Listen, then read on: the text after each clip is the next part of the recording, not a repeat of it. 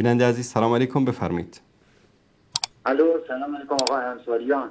علیکم السلام و رحمت الله و برکاته. درود خداوند به شما و خانواده گرامیتون. من عباس هستم، هدایت شده از مشهد. الله اکبر. آقا عباس عزیز سلامت بشید. لطف خدا سپس برنامه‌های توحیدی و همچنین برنامه خوب شما. الان من 11 سال آقای انصاریان هدایت شده. الله اکبر. الله اکبر. سلامت بشید آقای انصاریان. و سوره اعراف آقای انصاریان آیه 37 بود که من شروع کردم از اول به خوندن. زیر 11 سال قبل آقای انصاریان شروع کردم به خوندن قرآن. ماشاءالله. وقتی که یک آیه انتخاب کردم به خوندن، سوره اعراف آیه 37 بود که من ضربه فنی کرد. الله اکبر. و همون آقای انصاریان من کسی بودم که نه نماز میخوندم نه روزه میگم، هر کاری که شما بگید سینه خیز رفتم، گنبت بارگاه رفتم. وقتی که من به قرآن و خدا و سنت پیغمبر آشنا شدم، اون موقع من خدا رو شناختم. پیغمبر رو شناختم، اهل بیت پیغمبر رو شناختم، اماما رو شناختم. الان فهمیدم دین یعنی چه آقای انصاریان. الله اکبر.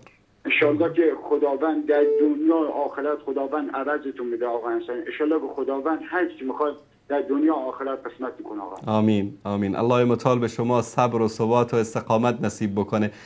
عباس جان عزیز، شما در زندگیتون چه تغییری احساس کردین بعد از اینکه هدایت شدید؟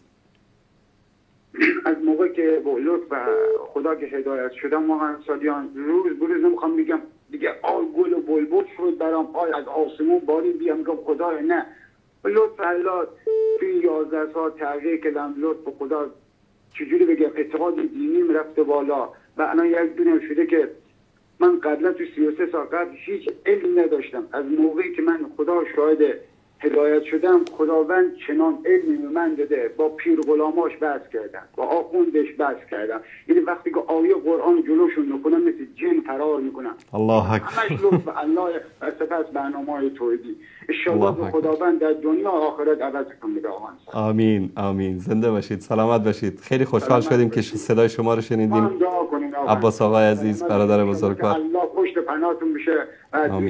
عزیز ما احمد آقا، سلام ما به احمد آقا برسونید. علیکم علیه السلام. زنده و سلامت باشید. زنده و سلامت باشید.